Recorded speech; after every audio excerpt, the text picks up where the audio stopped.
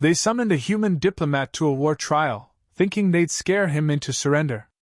Instead, he lit a cigarette, stared down 100 alien warlords, and said, "You've already lost. You just haven't noticed yet." In a galaxy ruled by fear, one man came armed only with a smirk, secrets, and Earth's silent war plan. And the Council?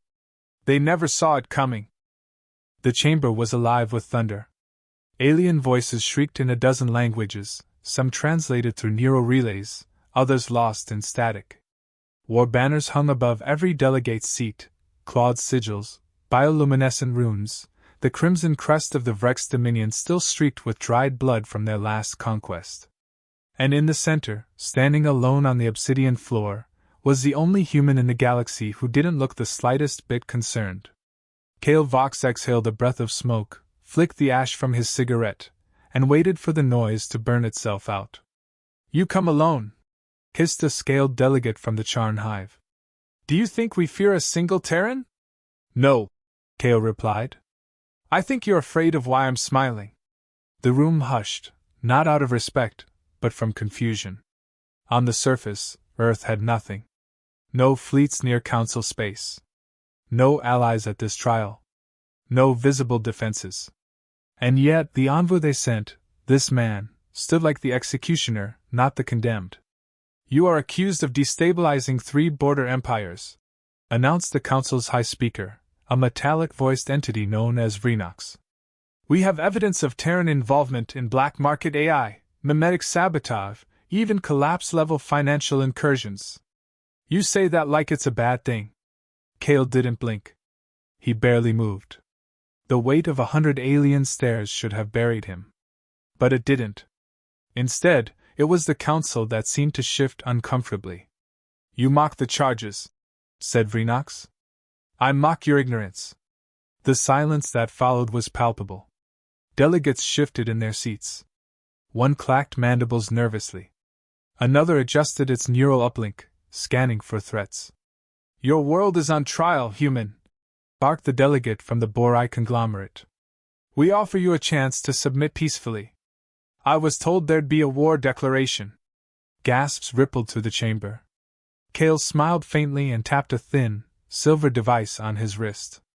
A projection unfolded above him, a holographic map of the galactic core. Dozens of Council systems blinked red. Then black. "Those planets," he said calmly, "are already out of your control." "Impossible," someone growled. "Our surveillance relies on outdated netcodes. We fed you those decades ago." The High Speaker rose from his throne, limbs extending, voice rising like a storm. "You dare threaten this Council?" "No," Kale said. "I'm informing you. The difference is important." A thick claw slammed into the platform inches from his head.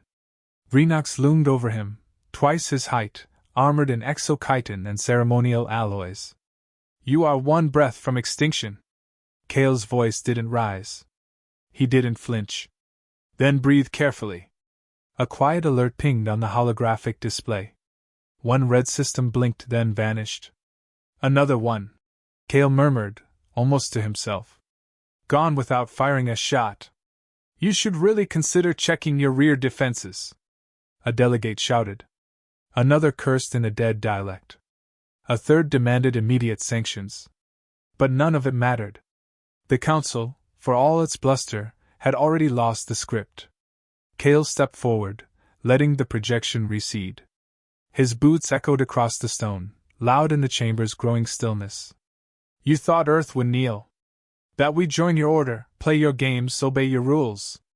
What you never understood is, we watched. We learned. And we built a system not to challenge yours, but to replace it. That is treason. That is preparation." Vrenox narrowed its gaze. "You think yourselves gods now?" "We think," Kale said slowly, "that you talk too much and understand too little." Another alert. This time, a broadcast. A Council world had switched allegiance, openly on record.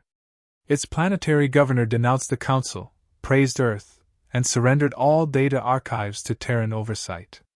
"Do you know how long we waited for this?" Kale asked, turning his back to Vrenox, something no sane diplomat had ever done. You mistook our silence for weakness. But Earth was never quiet. We were listening. A voice broke in from the rear. What do you want? Kale turned. Not your thrones. Not your empires. Just your attention. Because now we have it. He pulled a small chip from his pocket. A gift from Earth's Strategic Intelligence Corps. He slid it into the Citadel's master console. What is that? Someone whispered. Proof, Kale said. A cascade of data lit the chamber, screens flashing with logs, transmissions, coded correspondences. Evidence of decades-long infiltration, not just of communications networks, but of minds. Economic pressure, political dissent, mass cognitive dissonance sewn with surgical precision. You played Empire, Kale said. We played reality. You manipulated the minds of our citizens. No, Kale corrected. We offered them a choice.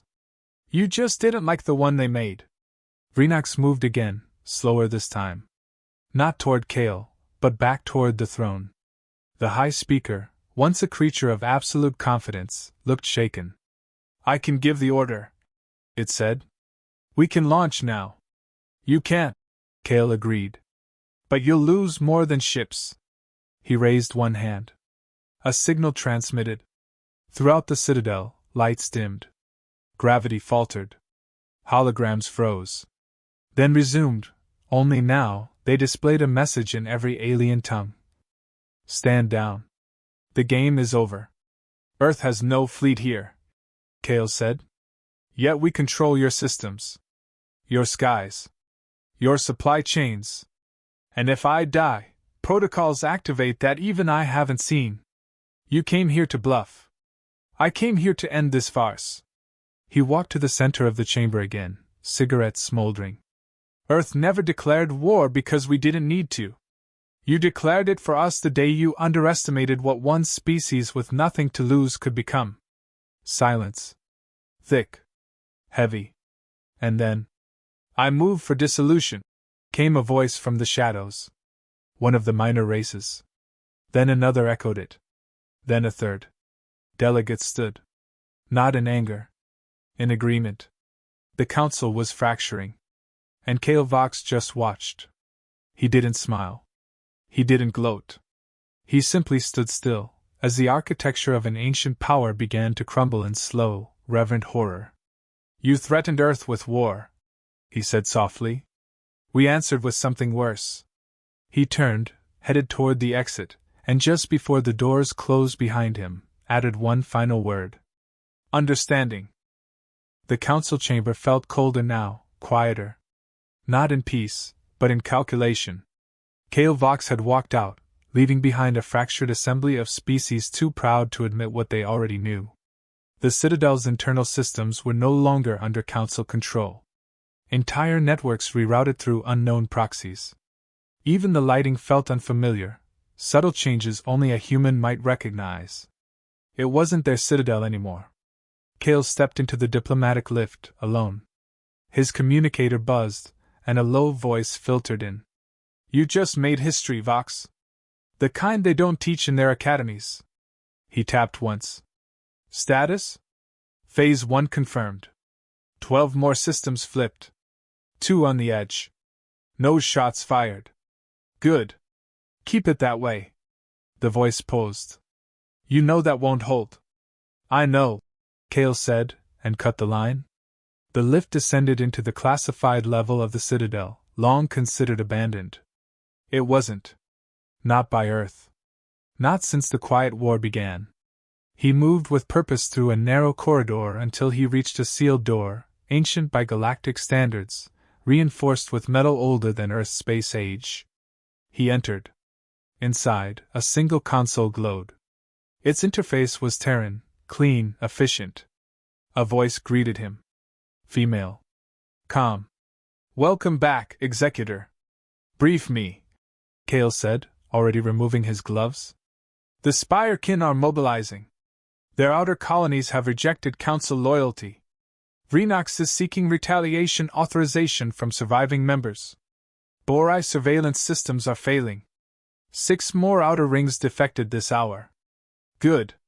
However, the AI continued, Council protocol dictates a last-line countermeasure if internal collapse reaches 70%.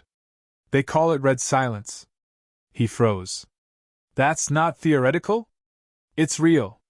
A psionic waveform embedded in their ancient infrastructure. Designed to target neural patterns common to baseline humans. If activated, it may result in cognitive annihilation across all Terran populations within reach. Kale exhaled. And they kept that buried. For centuries. Can we jam it? We can do better, she replied. We wrote it. His brow lifted. Come again? Red silence was never theirs.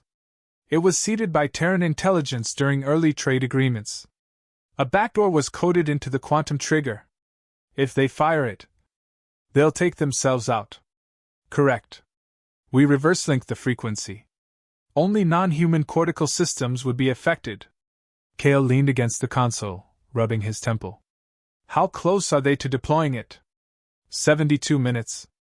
If their vote goes through. He straightened. Patch me in. A second later, he was live voice only, projected across the council emergency frequency. No visual. Just the voice of the man who'd humiliated them hours earlier. This is Kale Vox. You're preparing to activate a last resort failsafe. I suggest you don't. There was static. Then, the unmistakable grating growl of Renox. You overstep, human. You assume we won't die to erase you. I don't assume, Kale said. I rely on it. You think we won't press the trigger? I think you already did. A pause. Then panic. What did you? Ask your systems why your delegates in the Carib Belt stopped responding. Ask your AI why the red silence code no longer targets humans. The line cut. But the message had landed. Back in the chamber above, Renox reeled. Delegates screamed at technicians. Frantic voices reported mental collapse in non-human staff. The weapon had been turned against them.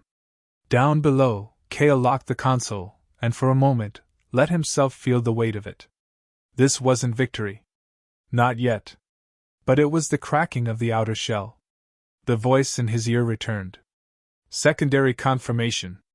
The Ralix Accord just aligned with Earth. 8 more are demanding peace terms. And the Spirekin? Retreated. Quietly. They're watching now. Kale nodded. They should. He made his way back up, not to the chamber, but to the observation tier. Below, chaos still reigned. Delegates paced, argued, shouted. But none of them looked toward Earth's seat. They feared even eye contact with the shadow of a man who'd dismantled their illusion. Kale, the voice returned. Permission to proceed to Phase 3? Not yet. Rationale? We've beaten them without blood. Keep it that way. They may retaliate in other sectors. They can try, he said. But they won't understand the battlefield. He watched the chamber. Saw the unraveling play out like a symphony of denial. Alien species, once so unified in domination, now fractured by the mere suggestion that their empire had never been real. He spoke once more, this time privately, to a hidden channel. To all Outer System allies, this is Earth Command. The Council has used their final weapon. It failed. If you are still neutral, now is your time. Across dozens of worlds, that message sparked revolutions. Meanwhile, inside the chamber, a decision was made. Renox stood and broadcast across all channels. The Council declares a state of war against the Terran entity. Kale smiled. There it was. The word he'd been waiting for. Not a threat. Not a debate. A declaration. He keyed in the command, Omega Trigger Authorization. Back on Earth, thousands of cloaked satellites came online. Orbiting enemy capitals. Inside moons. Beneath oceans. Unseen. Untouchable. His communicator buzzed one last time. Orders? Kale hesitated. Then answered, not with rage, not with triumph. Just resolve. Don't fire. The silence on the line lasted 3 seconds. Confirm? Confirm. Let them sit in it. Let the stars watch. He disconnected. War had been declared. But Earth didn't need to fight. The enemy had already lost to a war they never even understood. The first ship fell in silence. No alarm, no warning, just a sudden void where the flagship of the Spire-kin armada had once orbited. The others followed, vanishing from systems they thought secure. 6 Council-controlled fleets disappeared within the first hour. No debris. No trace. Only a pulse, brief and cold, left behind like a ghost's fingerprint. Inside a hardened command nexus, Council war generals demanded clarity. They received only static. Their encrypted links to regional systems flickered, collapsed, then locked them out completely. It wasn't sabotage. It was ownership. Earth had never attacked. Earth had built. Quietly, surgically, beneath the noise of treaties and translations. At the heart of the storm, Cale Vox waited. He stood before a holographic projection of the Citadel's inner ring, power grids, diplomatic branches, supply lines, all lit up in red. Human red. His orders had already passed through the Ghost network. There was no need to repeat them. A voice crackled through. Colonel Blaze. Sector 5. We're in position. Status? He asked. They're armed, but disoriented. Their protocols conflict. Some tried to arrest their own AI systems. And the civilians? Safe. We disabled orbital cannons before we landed. Cale nodded. Hold. Watch their response. No engagement unless provoked. Yes, sir. He killed the link and moved to the central relay. Across hundreds of worlds, Earth's infiltration protocols were coming online, automated systems designed not to destroy, but to disarm. No one knew they were there until they triggered. The Council had boasted about securing peace through strength. Earth had secured it through inevitability. The door behind him opened without warning. Admiral Travac, one of the few remaining voices of the Council's military elite, stormed in. His scaled face twisted in fury. You're waging a war without lifting a weapon. That's not war. That's trickery. It's victory, Cale replied. You should be grateful. A real war would have ended you. Travac paced, talons scraping the floor. We've studied your history. You people burn everything when you fight. Then consider this mercy. You don't offer mercy. You issue ultimatums. That's what happens when diplomacy fails. You're not a diplomat, Travac hissed. You're an executioner wearing a suit. Cale's tone didn't shift. What I am doesn't matter. What Earth has done does. Travac moved to the console and slapped it, pulling up surveillance feeds.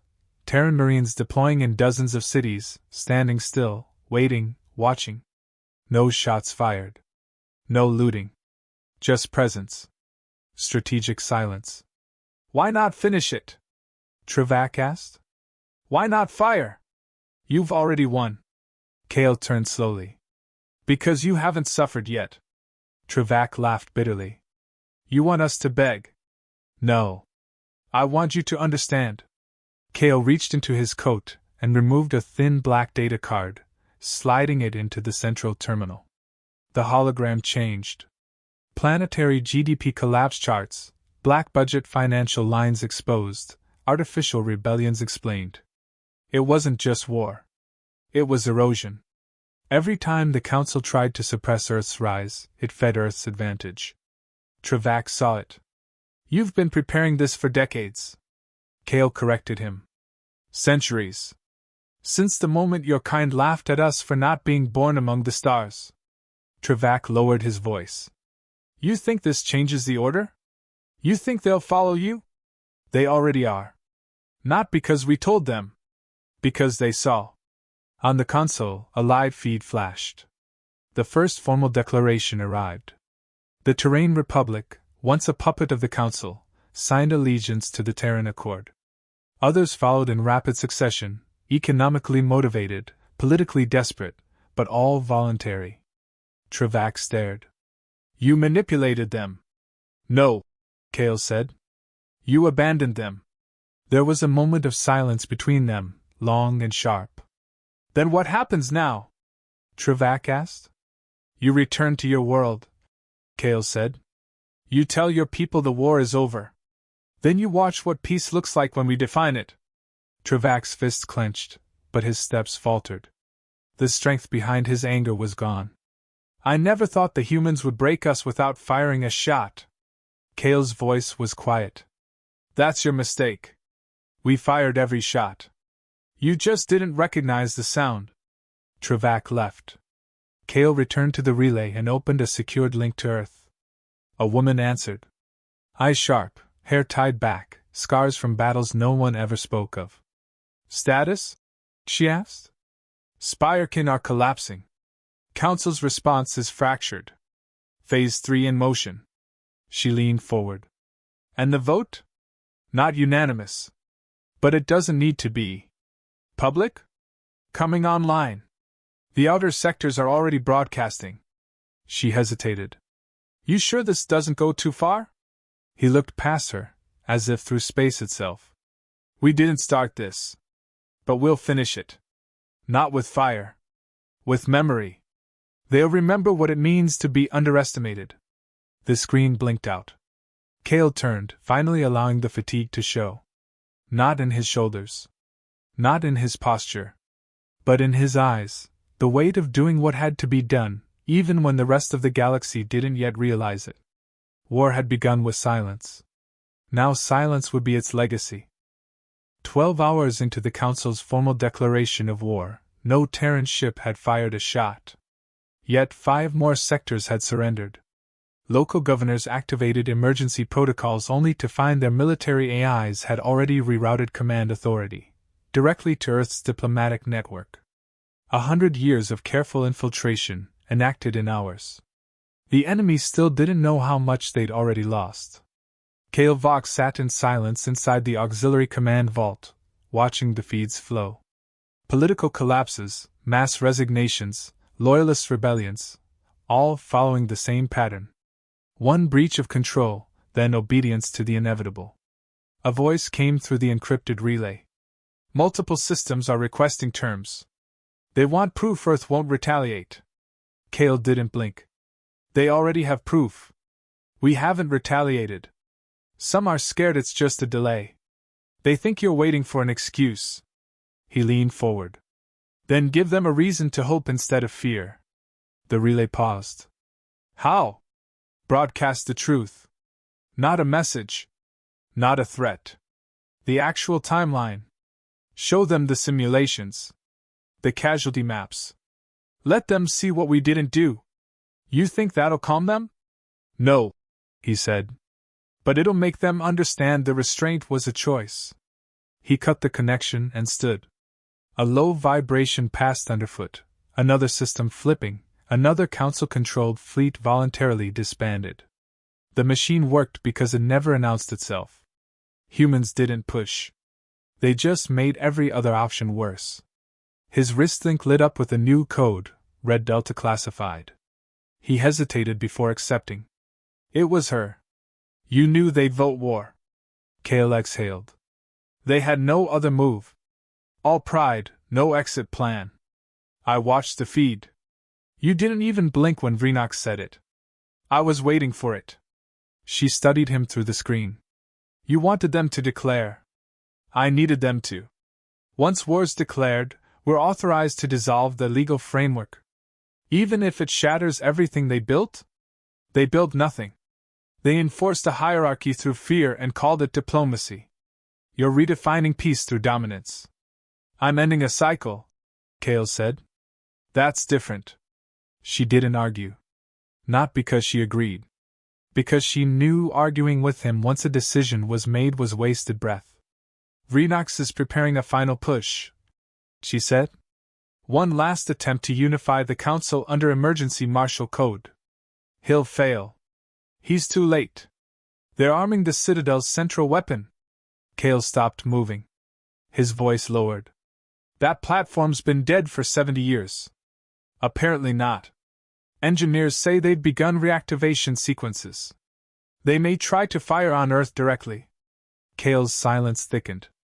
Then he turned, walking back toward the main vault relay. Patch me through to the Citadel. You're not going to threaten them again? No. I'm going to remind them. When the call connected, the council chamber was mid-chaos. Alarms blared in the background. Several delegates screamed for silence. Vrinox stood tall, issuing orders, venom in every syllable. Then the voice hit the chamber like a gunshot. You're powering a weapon that doesn't answer to you. Every head turned. This is Kale Vox. I'm speaking not as a diplomat, but as the last warning you'll receive. Vrinox sneered. You have no power here. I have all of it, Kale said evenly. Because you still think the Citadel's weapon belongs to you. Vrinox motioned to cut the feed. Interrupt the signal, and you lose any chance of negotiation.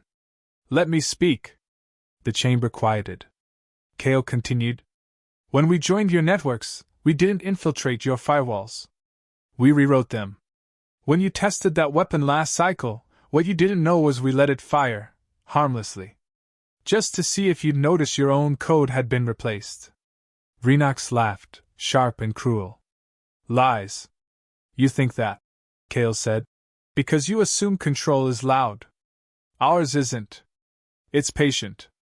Yours is built on noise and threat. Ours sits in the background and waits. And now it's done waiting. A second feed activated, overriding the chamber's primary displays. It showed the weapon's control grid. Locked. Remote access confirmed. Operator signature, Terran Protocol Sigma 1. Kale spoke once more. This weapon will not fire today. Not because you can't, but because we won't allow it. You gave us war. We returned control. Vrinox's face twisted with disbelief. You want submission? Say it. I want you to stop pretending you ever had the advantage. A low hum signaled the weapon's shutdown. The chamber lights shifted, security systems resetting. The feed cut. Kale leaned back, let the silence settle around him, and waited. The incoming call came moments later. A minor delegate, voice trembling, said what needed to be said. We request a ceasefire. He didn't smile. He didn't gloat. He answered with the same composure he always did. Submit your articles. You'll receive terms within the hour. He closed the channel. The war had lasted exactly 13 hours. Not a single Terran casualty. Behind him, the message began broadcasting galaxy-wide. Peace has returned. The Council has surrendered. The galaxy will be restructured under the Terran Accord. Resistance is no longer strategic. Cooperation will ensure survival. Earth had not demanded loyalty. It had engineered inevitability. And Kale Vox had simply delivered the final confirmation. The surrender came with no ceremony. No flags lowered, no anthems silenced, no empires weeping. Just a single line of encrypted code transmitted across 17 relay stations. Terms accepted. Kale Vox read the words without emotion. He didn't need to celebrate. The moment wasn't about victory. It was about confirmation. The galaxy had realigned itself, not through conquest, but inevitability. Earth had pulled the string, and the fabric of an ancient order unraveled in hours. Transmission confirmed, said the AI voice in his ear. Ceasefire established. 74 systems signed. 32 more requested transitional council. He nodded, then asked, Have the defectors been processed? Yes. Territories reflagged. Civilian protocols activated. Human governance scheduled for implementation within 72 hours. No resistance reported. Kale tapped the console once, then leaned back in his seat. It was done. Not just the war. The entire plan. Every simulation, every chess move, every silent alliance and shadow policy crafted across generations had delivered the outcome exactly as projected. The door opened behind him. Colonel Ira Blaze stepped in, combat fatigues dusty from off-world operations. She didn't salute. They weren't military, not in the traditional sense. But her presence held the same weight. You saw it? She asked. I did. They're not going to fight? They've lost the capacity to. She studied him for a moment, jaw tight. You know what the others are saying? I usually do. That Earth overstepped. That we became the thing we fought to escape. He didn't flinch. They're wrong. Are they? Kale stood, walked past her, and stared through the glass at the stars beyond. If we wanted control, we'd have leveled their capitals. We'd have installed governors, renamed their systems, erased their culture. You just did all that. Quietly. No, he said. We offered an alternative. Their people chose it. They were desperate. They were ignored. Exploited. Beaten down by an empire that mistook its rituals for legitimacy. She crossed her arms. And now we're the ones setting the rituals. We're offering structure. Something that doesn't begin with domination and end with ashes. Ira exhaled. You're not going to give them independence again, are you? I'm going to give them the illusion of choice until they're ready to understand real freedom. That's dangerous. No, Kale said softly. It's merciful. She didn't reply. Not because she agreed, but because she'd seen too much to argue in absolutes. The console beeped again. A live message was coming through. High priority, direct diplomatic link. Kale accepted. A face appeared, gray-skinned, elongated features, council-bred nobility in every blink. Delegate Viekren of the Urali Combine, once a hardline opponent of Earth, now the voice of the defeated. You kept your word, Viekren said. Your forces didn't pillage. Your soldiers didn't touch a single vault. We didn't come for your treasure. Then what did you come for? Order, Kale said. The delegate looked tired. Worn down by revelation, not war. And now that you have it, what happens to the council? It dissolves. As it should have centuries ago. And what rises in its place? Kale's tone didn't shift. Nothing you've seen before. Something built, not inherited. You sound like a tyrant who refuses to wear a crown. I'm not interested in titles. Just outcomes. The delegate nodded slowly. We feared you. All of us. You still do? Viekren paused. Perhaps you should. The screen cut. Kale stood in silence. Colonel Blaze stepped forward. You think they'll hold to the agreement? They will. You sound certain. I am. She glanced toward the stars. And Earth? What now? We go quiet again, he said. Let the galaxy adjust. Let the new order settle in without force. And if someone tries to rise again? He turned to her, eyes steady. Then we remind them. She hesitated, then gave a slight nod. We did what we had to. No, Kale corrected. We did what only we could. He stepped away from the console, walked through the corridor toward the observation deck. Behind him, the citadel was already changing. Council banners removed. Neutral flags raised. The first human diplomats arrived not with weapons, but with agreements, offers of infrastructure, communications networks, food relief. Tyranny had fallen. Not to resistance, but to relevance. Kale stood alone at the window, watching as ships drifted through the system, no longer at war, no longer targets, simply present. Existing together. A voice came from behind, familiar, quiet. You ended a galactic government in a day. He didn't turn. It ended itself. We just stopped letting them pretend it hadn't. The voice stepped closer. And now? He closed his eyes for a moment, breathed once, then opened them. Now we teach them how to begin.